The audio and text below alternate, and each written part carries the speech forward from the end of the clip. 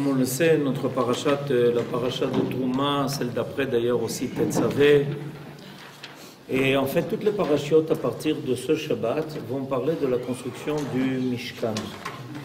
Et, les gens sont d'ailleurs assez surpris de la quantité de versets, d'enseignements qui sont donnés par la Torah en toutes lettres à propos de la construction du Mishkan et de tous les instruments, ustensiles qui vont servir les enfants d'Israël pendant 40 ans dans le désert.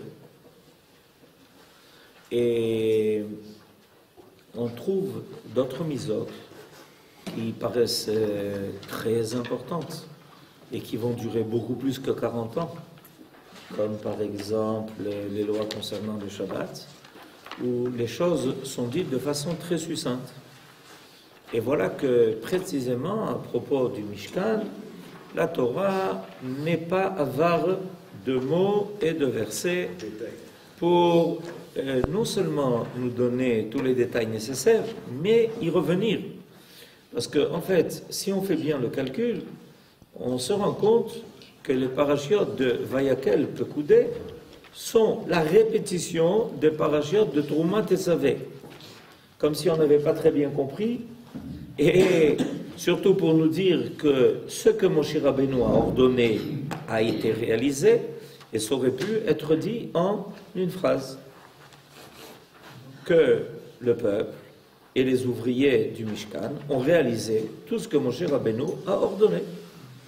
Et la Torah a trouvé nécessaire non seulement de nous donner les versets concernant les ordres donnés, mais en plus de ça, les réalisations faites. Et on se pose la question, pourquoi? Il y a une deuxième question qui est très intéressante, qui a été soulevée par les commentateurs, c'est en fait à quel moment a-t-on reçu cet ordre de construire le Mishkan, le tabernacle? Ça s'est passé quand, cette affaire? On est sorti d'Égypte, on le sait, au mois de Nissan. On a été au Har Sinaï, on l'a appris dans la Parashat Yitro, on y est arrivé au mois de Sivan, 50 jours après. Ensuite, on a continué notre chemin. Au bout d'un an, on a quitté le Sinaï pour continuer notre périple dans le désert. À quel moment de tout ça s'est passé cet ordre-là concernant le Mishkan? Cette question est une question importante parce que, en fait, quand on a reçu la Torah, on a entendu les 10 paroles au Sinaï, c'était au mois de Sivan, mais on n'a pas reçu l'étape de la loi. Vous le savez, ça, qu'on n'a pas reçu à ce moment-là l'étape de la loi. Non, pas du tout. Non, pas du tout. On ne les a pas reçus à ce moment-là. Beaucoup de gens pensent que le jour du don de la Torah a été le jour du don d'étape de la loi. Pas du tout. Les étapes de la loi ont été données 40 jours plus tard. 40 jours, les premières. Oui, je parle des premières. 40 jours plus tard, et Moshe Rabbeinu en est descendu 40 jours après, le 17 Tammuz. D'accord? Et à ce moment-là, qu'est-ce qu'il voit? Le veau d'or, catastrophe. Et évidemment, il n'est pas question à ce moment-là de faire Achnasat et Luchot Abrit. Il les a cassés. Alors il remonte le lendemain pour 40 jours. Ça n'a toujours pas donné le résultat escompté. Il reparle une troisième fois au début du mois de Elul pour descendre le 10 Tishrei. Et à ce moment-là, il redescend avec les deuxièmes tables de la loi. Quand il redescend avec les deuxièmes tables de la loi, le 10 Tishrei, où est-ce qu'on les met? C'est une question intéressante, d'accord? Qu'est-ce qu'on en fait? On les met où? C'est une question, d'accord? Alors, ce que je suis en train de vous décrire, ça a un but. C'est d'essayer de vous faire comprendre qu'il y a une machloquette, une querelle de la compréhension, concernant la compréhension de l'ordre des choses, qui a éclaté entre les sages. Selon une partie de nos sages, En réalité, on a reçu l'ordre de faire le Mishkan après la faute du Vaudor. Et une fois que Moshe Rabbeinu redescend du Sinaï le jour de Yom Kippour avec les 2 tables de la loi, pour la 2e fois, alors Akadosh Baruch Hu lui dit, maintenant il faut construire le Mishkan, parce qu'il faut mettre ces tables quelque part. Pour mettre ces 2 tables de la loi quelque part, il faut construire une tente, ce qu'on appelle la tente d'assignation. Et puis, il y aura là-bas toutes les parties jusqu'au Kodesh HaKodashim. Et dans le Kodesh HaKodashim, il y aura l'arche avec dedans les 2 tables que tu as descendues. Donc, ils auraient reçu cet ordre de faire le Mishkan seulement après qu'il y ait eu la faute du Vaudor. Et une fois que Moshe Rabbeinu, au bout de 120 jours, 40 jours pour recevoir les premières, 40 jours pour demander à Akadosh Baruch Hu de nous pardonner, 40 jours pour recevoir une 2e fois les tables, c'est à ce moment-là qu'il redescend le jour de Yom Kippour, et après Yom Kippour arrive l'ordre de construire le tabernacle. Ça, c'est une première considération des choses, Rashi l'amène. Mais il y a une autre vision des choses. Et cette autre vision des choses, c'est en fait l'ordre des parachutes dans la Torah. Parce que dans la Torah, les parachutes ne sont pas marqués comme ça. Dans la Torah, l'ordre des parachutes, c'est ce Shabbat Trouma, Shabbat prochain, Tetzavé, Shabbat d'après, Kitissa. Et dans la paracha de Kitissa, qu'est-ce qu'il y a? La faute du Vaudor. Donc, selon l'ordre des parachutes de la Torah, l'ordre de construire le Mishkan a précédé la faute du Vaudor. Peut-être pour mettre les premiers mots. Voilà. En réalité, l'idée première est que ne devait pas surgir cette catastrophe-là du Vaudor. Les enfants d'Israël ont reçu les 10 paroles, le Vav Besivan. Vous avez compris? Je suis en train de faire un historique et on réécrit l'histoire maintenant. D'accord? On peut se permettre de réécrire l'histoire. Alors on réécrit l'histoire. Donc, on a entendu le 6 Sivan, Akadosh Baruch Hu déclamer les 10 paroles, on les a entendues dans la paracha de Yitro, et puis Akadosh Baruch Hu lui dit maintenant, écoute, tu vas monter, tu vas rester avec moi 40 jours, je vais t'enseigner toute la Torah, et au bout de 40 jours, tu descends avec les 2 tables de la loi. Personne n'a en tête l'idée qu'elles vont être brisées, parce qu'il va y avoir le Vaudor. Et puis, quand ces tables vont descendre, il faudrait bien les mettre quelque part. Personne n'a pensé qu'on allait les casser. Donc, l'ordre de la construction du tabernacle a été donné avant la faute du Vaudor. Pas en réparation de la faute du Vaudor, mais au contraire. Il y a une histoire d'a priori. C'est vrai qu'il y a aussi une histoire d'a posteriori. Alors ça, c'est toujours une grande question philosophique, vous allez y réfléchir pendant tout le Shabbat. Qu'est-ce que l'on vit? L'histoire a priori ou l'histoire a posteriori? C'est intéressant ça comme question, parce que ça a commencé dès le début de la Torah. Akadosh Baruch Hu, il avait l'intention de laisser Adam Arishon et sa femme au Gan Eden. Et puis voilà que boum, catastrophe. On commence à parler avec des serpents. Il faut faire attention, ils sont dangereux.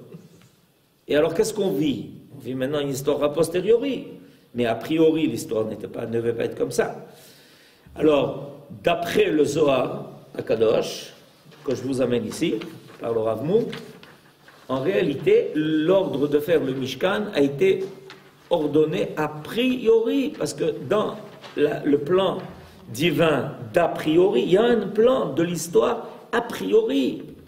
C'est important de le savoir, parce que les hommes ne pensent que l'histoire n'est qu'un a posteriori. C'est-à-dire qu'on essaye sans arrêt de rattraper quelque chose sans pouvoir le faire. Il y a un mythe comme ça grec. Comment ça s'appelle? Les madames avec les lettres, ou les messieurs avec les lettres. Il y a un mythe où on essaye de rattraper quelque chose, on n'y arrive jamais. Hein? Le mythe de Sisyphe. Voilà, très bien, Kol HaKavod. Le mythe de Sisyphe. Le mythe de Sisyphe, c'est en réalité cette angoisse profondément grecque, donc une angoisse philosophique, qui est qu'on essaye d'arriver à quelque chose, mais on n'y arrive jamais. Et d'où vient cette idée-là? Parce que l'idée vient évidemment, il n'y a pas la Torah, donc on peut pas savoir qu'il y a une histoire a priori. Il y a une histoire a priori. L'histoire que les hommes vivent et qui est que, bon, on va essayer de récupérer quelque chose, mais juste au moment où on va le récupérer, arrive quelque chose d'autre. Et juste au moment où on arrive à récupérer enfin la deuxième chose qui devait récupérer la première, arrive la troisième chose. Alors il faut récupérer la troisième qui vient récupérer la deuxième qui revient à la première, mais entre-temps, il y a évidemment quelque chose qui s'est passé, on s'en sort plus. Voilà. Donc à la fin, chlet, comme on dit chez nous, en grec. Est-ce qu'on aurait fait le veau d'or si on était en train de préparer le Mishkan? Tov, alors, on va lire. De l'autre côté, le Zohar maintient, conformément au texte de l'Écriture. Pourquoi conformément au texte de l'Écriture? Parce que c'est l'ordre des parachiotes. Dans l'ordre des parachiotes, c'est d'abord Trouma, ensuite Tetzavé, avant le veau d'or. Que les ordres relatifs au tabernacle précèdent la faute du veau d'or. Rabbi Shimon Bar Yochai professe que le plan de la création, ça s'appelle l'histoire a priori, ce qu'on est en train de dire.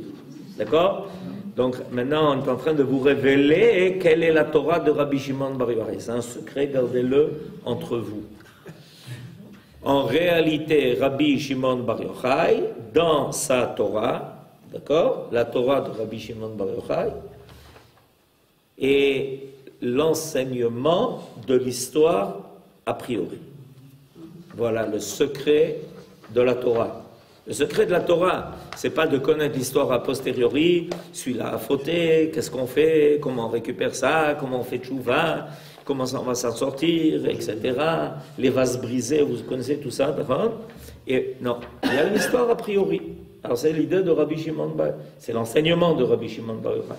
Rabbi Shimon Bar Yochai professe que le plan de la création prévoyait, dès les origines, l'implantation de la majesté divine au milieu des hommes. C'est ça l'idée du Mishkan. C'est quoi l'idée du Mishkan? Ve'asuli mikdash ve'shachamti betocham. Moi, j'ai pas créé la terre pour rester dans les cieux. Enfin, j'ai créé les cieux et la terre pour être présent dans les cieux, ça c'est évident, et sur la terre aussi. Donc c'est prévu. C'est pour ça que nos sages enseignent que l'idée du Beth Amikdash a précédé la création. C'est une idée qui est évidente. On ne peut pas penser créateur, création sans Shrina. C'est ridicule. Imaginez-vous que Dieu, regardez, je vais vous montrer jusqu'où ça va l'absurde. Imaginez-vous que Dieu crée un monde dont il est absent. Vous vous rendez compte de la grossièreté de l'absurde, de cette absurdité? Je fais un monde, moi, dans lequel je serai absent. Mais c'est ce que les Grecs affirment. Il a créé un monde, mais il est en absent. Alors donc, c'est comme quelqu'un qui investit un investissement énorme, qui construit le plus beau bâtiment au monde, et une fois qu'il a la clé, il l'achète à la mer. Et on ne peut pas y rentrer. Ni lui, surtout d'ailleurs, il ne vient pas y habiter. Et on lui dit, qu'est-ce qu'il a fait? Non, c'est pour que les gens voient qu'il y a un bâtiment. C'est triste, d'accord? Mais c'est cette idée-là, c'est ce qu'on essaye d'affirmer ici. Ok? Certes, les fautes avaient rendu l'exécution de cet idéal impossible. Il semblerait. Mais aussitôt après l'alliance conclue avec Israël, quand il parle des fautes des hommes, il parle des fautes des hommes jusqu'à l'alliance contractée avec Israël. Donc il parle des premières générations. Il parle des générations, les 20 premières générations du monde qui ont refusé et agi de telle façon que la présence divine dans le monde soit impossible. Jusqu'à Abraham. Alors Abraham vient et dit, mais en fait c'est quoi? Où on est ici? On lui dit que tu es dans le monde des hommes. Mais moi je veux connaître aussi le monde de Dieu. Le monde de Dieu, non, il ne peut pas. Regarde ce qui se passe autour de toi. Sodome, Gomorre, etc. Tu sais, c'est pas sympa pour Akadosh Baruch Hu de venir habiter ici. Tu vois ce qui se passe. Il dit, mais on va faire qu'il soit là. Et à partir de là, il va y avoir 6 générations. Vous entendez? 6 générations jusqu'à Moshe Rabbeinu. 10 plus 10 plus 6. Combien ça fait? Ah voilà, 26. Vous avez compris? Et au bout de 26 générations, Akadosh Baruch Hu est là. Où ça? Dans le tabernacle. Alors, donc, quand aussitôt après l'alliance conclue avec Israël, l'Éternel ordonna l'édification de sa résidence. Puis Moshe avait cru que la faute du veau d'or avait rendu ses ordres caducs. En réalité, mon cher Rabbeinu, il avait reçu, avant la faute du veau d'or, déjà tous les ordres concernant la création de la résidence divine sur terre. Où ça? Parashat Troumat Tetzaveh. Ok, il monte là-haut et il dit, bon écoutez, je reviens bientôt, d'accord? Dès que je reviens avec l'étape de la loi, ok, c'est comme on arrive avec le Sefer Torah, on fait Achnasat Sefer Torah, d'accord? On fera Achnasat et Luchot Abrit, et on se mettra à travailler dur pour construire le Mishkan, parce que je vais rentrer, je vais apprendre tout là-haut pendant les 40 jours. Et puis Akadosh Baruch Hu lui annonce, alors qu'il est là-haut, que les Béné Israël ont fait le veau d'or. Alors Moshe Rabbeinu dit, ah oui, et alors on va construire le Mishkan et on va mettre au milieu, Chas v'Shalom, le veau d'or. Aïe, aïe, aïe. Imaginez-vous quelqu'un qui construit, dont je reviens à l'histoire du bonhomme, qui a construit la plus belle villa, et puis il y fait rentrer une vache. Il installe une vache au milieu du salon, tout le monde vient lui amener à manger, à boire à la vache. Et elle ne comprend pas très bien dire ce qu'elle fait au milieu du salon. Le marbre, etc. Qu'est-ce qu'elle fait au milieu du salon? Donc Moshe Rabbeinu a pensé que Akadosh Baruch Hu avait décidé de ne pas réaliser le projet. Aïe, aïe, aïe. À quoi ça a servi tout ça? 26 générations. Voilà. Puis Moshe avait cru que la faute du veau d'or avait rendu ses ordres caducs. L'Éternel accorda pourtant son pardon et les ordres furent nouvellement confirmés. Ah, maintenant on comprend tout. Pourquoi était-il nécessaire, après les parachiotes de Trouma et de Tetzaveh, qui nous avaient déjà tout expliqué comment faire, de revenir à Ouda dans les parachiotes de Vayakel Pekoudé sur tout ce qui avait déjà été dit dans la parachat Trouma Tetzaveh. Parce que c'est comme si les parachiotes de Trouma Tetzaveh avaient été effacés à cause de la faute du veau d'or. Vous avez compris? C'est comme si on avait effacé. On ne peut plus maintenant se servir, c'est comme si on ne pouvait plus se servir des parachiotes Trouma Tetzaveh pour construire le Mishkan. Parce qu'au milieu, il y a eu la parachat Kitissa avec la faute du veau d'or. Et Moshe Rabbeinu, il a vu ça et il a dit, il n'y a plus de Mishkan. Boum! Il casse les tables de la loi. Donc il n'y a plus aucune raison de faire le Mishkan. Est-ce que vous comprenez maintenant la portée de la brisure des tables de la loi? En brisant l'étape de la loi, Moshe Rabbeinu vient de déclarer il n'y a plus besoin des parachutes Trouma Tetzaveh. Puisqu'il n'y a plus rien à mettre. Toute l'idée de construire le Mishkan, c'était d'y faire résider la présence divine avec la présence de ces lois qui avaient été écrites de la main de Dieu. Vous comprenez? Alors, Moshe Rabbeinu avait dit, c'est terminé, c'est fini, il n'y en a plus besoin. Allez, tant pis pour nous, tant pis pour vous, tant pis pour le monde entier. Et qu'est-ce que Akadosh Baruch Hu est obligé, enfin entre guillemets obligé, ce qu'il veut faire, c'est enseigner le concept de la tchouva. Le concept que même des choses brisées sont réparables. Voilà. Et c'est pour ça que viennent après la faute du Vaudor, les parachutes de Trouma Tetzaveh qui semblent répéter les mêmes choses. En réalité,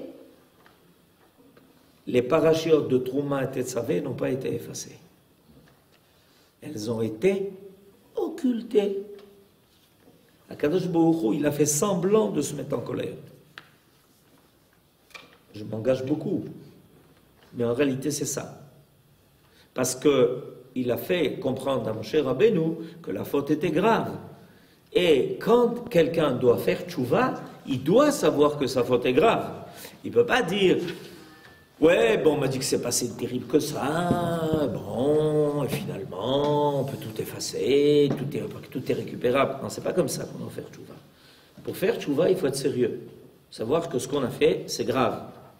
Donc, Akadosh Baruch Hu dit à Moshe Rabbeinu, tu sais, c'est grave. Et qu'est-ce que lui dit Moshe Rabbeinu? Je sais, c'est grave. Chata'a gdola, c'est grave. Mais, Akadosh Baruch Hu, on est dans ce monde pour réparer les pots cassés. On est dans ce monde pour réparer les pots cassés. Donc, on va se mettre au travail, on va faire tchouva. Tu vas nous redonner des ordres qui, cette fois, conviennent à une situation d'a posteriori, pour finalement refaire réapparaître l'idée première. Et ça, ce que vous venez d'entendre, ça s'appelle Hatikva. C'est quoi Hatikva? C'est que depuis que le Ham Israël est présent dans le monde, il n'y a rien qui est définitivement irréparable. Voilà. C'est pour ça que cette parashia est tellement importante. Jusqu'à l'époque de l'alliance entre Akadosh Baruch Hu et Ham Israël, il y a des choses qui sont définitivement irréparables. Vous voulez la preuve? Le déluge.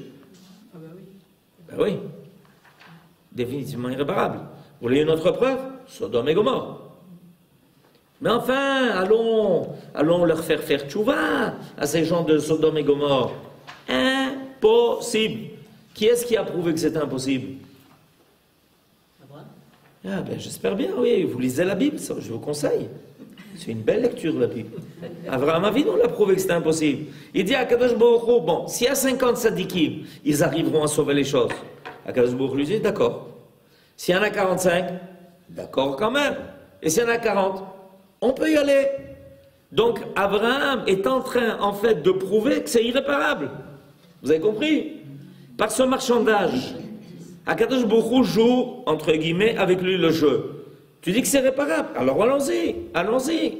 Je suis d'accord avec toi.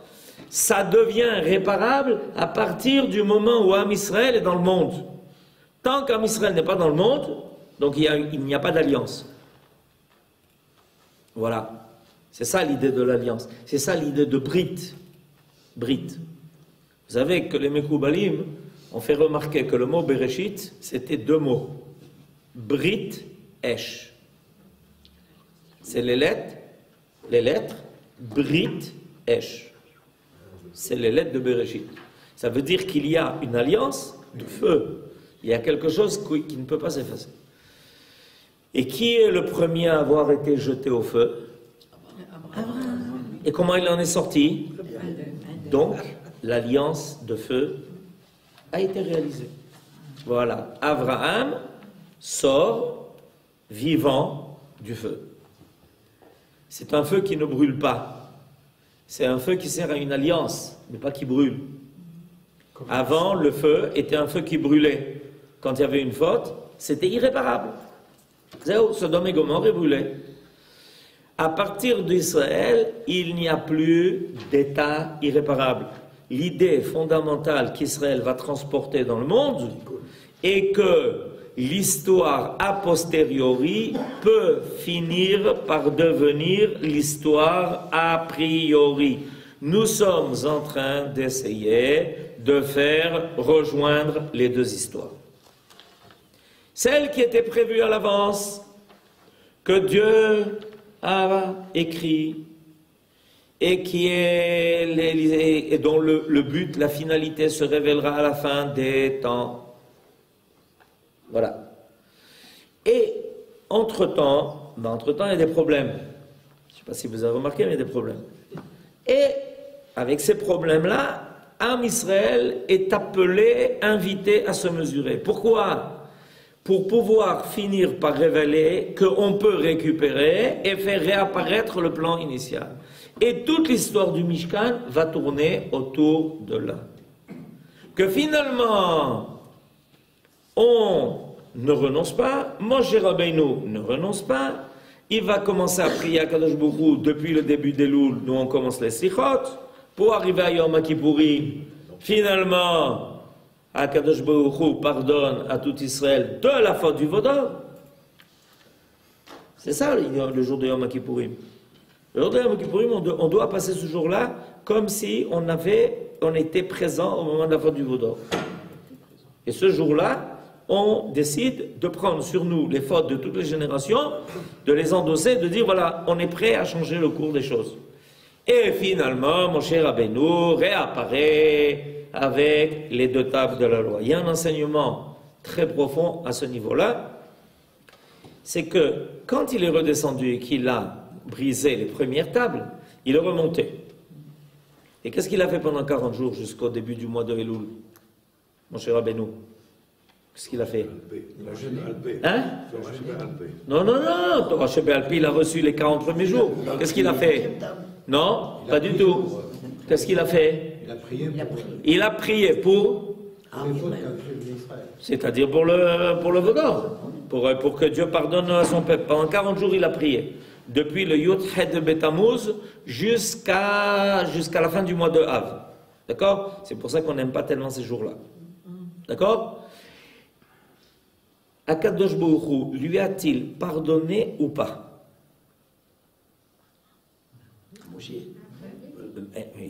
Moshe Rabbeinu a prié pendant ces 40 jours. Il a demandé que Dieu, comme vient de le dire M. Fedida, pour que Dieu pardonne à son peuple les fautes qu'ils avaient faites. Parce qu'avec le Vaudor, il y avait tout un restaurant qui était prévu. C'était pas seulement le Vaudor. Le Vaudor avec tout ce que ça accompagne. Les orgies, quoi. D'accord? C'était accompagné d'orgies, tout ça. Alors, quand on est idolâtre, en général, ça va avec le reste. Alors, est-ce que Dieu a pardonné ou pas au bout de ces 40 jours? Réponse, vous avez raison, il a pardonné. Alors pourquoi il a été besoin de prier encore 40 jours?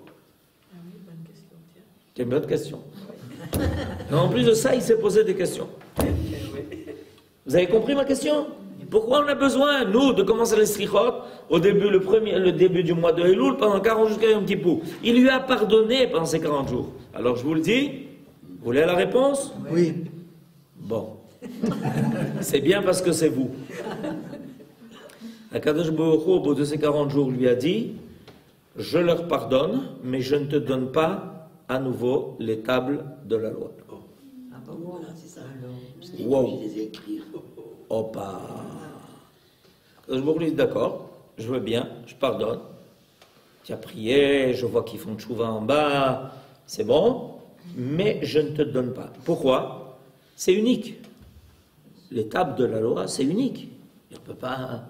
Il n'y a pas. Je crois qu'il y a un super pour l'étape de la loi. Deux se cassent, tu vas en amener deux autres. Ça ne marche pas comme ça. C'est où?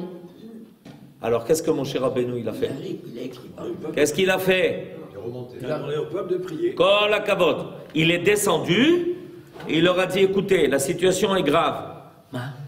Oui, la situation est grave. Dieu vous a pardonné. Ils l'ont regardé un peu étonné, non? On n'a pas compris.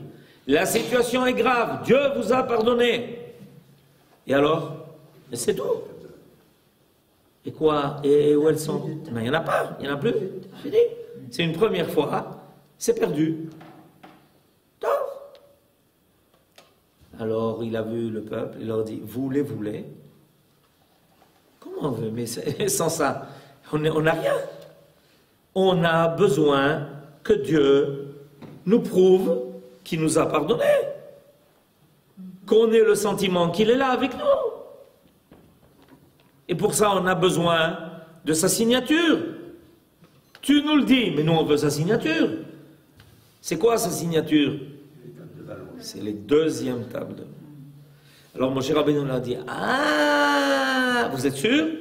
Comment on est sûr? Mais sans ça, on ne bouge pas d'ici. Alors, pour ça, mes enfants, il faut que je remonte 40 jours, et vous, vous allez prier pendant 40 jours, et pendant toutes les générations, vous ferez des slichot. Et pendant toutes les générations, il y aura Yom Kippour. Est-ce que vous acceptez ou pas?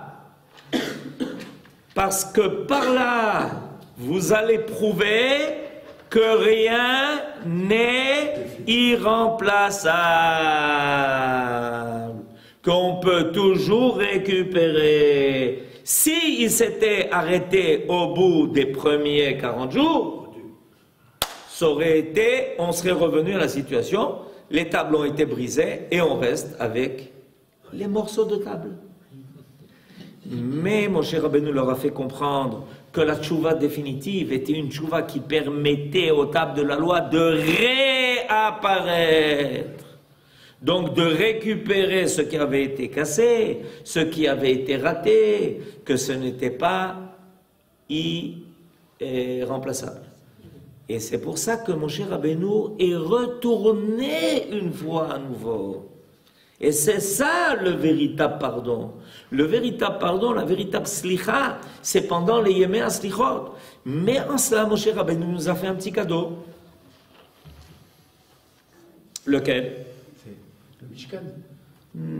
Et voilà, il nous a fait le Mishkan et le Bet Amikdash.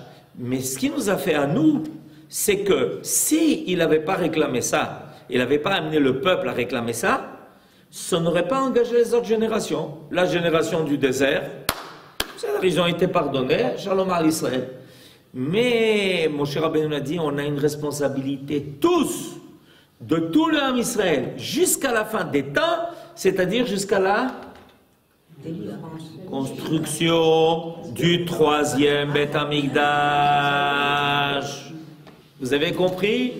Et à ce moment-là, quand on a dit hey, on veut le Beth Amikdash, le Beth Amikdash, alors à partir de maintenant, toutes les générations, jusqu'à la fin des temps, endossent sur eux la responsabilité des échecs pour les récupérer. Et c'est pour ça que toutes les générations sont engagées à réclamer la réapparition des tables de la loi. Est-ce que les tables de la loi étaient identiques, les deux? Betach. Voilà. Moi j'ai une question. Ken, Yosef. Ladies first. J'avais entendu que, effectivement, que Akadosh Baruch Hu avait pardonné quand à Tishri, le dit Tishri, c'est Kippour, c'est pour ça, et que les Israël ne se sont pas contentés de ce pardon-là. Et c'est là où ils ont demandé à Moshe, ils ont dit, il nous a pardonné, mais on veut des preuves d'amour, soit reconduit de nouveau à notre égard. Et c'est là où Akadosh Baruch Hu a dit, alors je vais venir résider et je vais vous donner... Mais c'est ça l'idée. L'idée fondamentale, c'est que Bidiouk, ce qu'ils ont voulu, ils ont voulu la preuve. Ils ont voulu la preuve. Les tables avec lesquelles Moshe Rabbeinu devait redescendre le jour de Yom Kippour étaient la preuve. Mais une fois qu'il est redescendu avec cela, alors c'était devenu évident qu'il fallait construire le tabernacle. Donc on a eu l'ordre avant la faute du veau d'or et on a la réalisation après. On dit que Moshe Rabbeinu, il a fait 7 choses de sa propre initiative. Comme 3. 3. Comme de casser les tables. Oui. C'était pas un ordre d'Akadosh Baruch Hu. Nahon. Mais Moshe Rabbeinu a compris que c'était dans le bien des enfants d'Israël. Parce que c'est dans leur bien, c'est dans leur intérêt de casser les tables de la loi. Il y a des fois où dans l'intérêt des choses, il faut casser les assiettes. D'accord. Parce que s'il était venu avec les tables de la loi, qu'ils étaient en train autour de tourner du veau d'or, la faute aurait été irréparable. Parce que dans les tables de la loi, il y a marqué Lo yelecha Elohim acherim al panai. Et les tables de la loi voient le veau d'or. Shem Yerachem. Imaginez-vous qu'il y a marqué de la main de Dieu Lo yelecha Elohim acherim al panai. Et qu'est-ce que ce verset voit? Le veau d'or. Hashem Yerachem. Ça me donne déjà de la fièvre. Shabbat Shalom.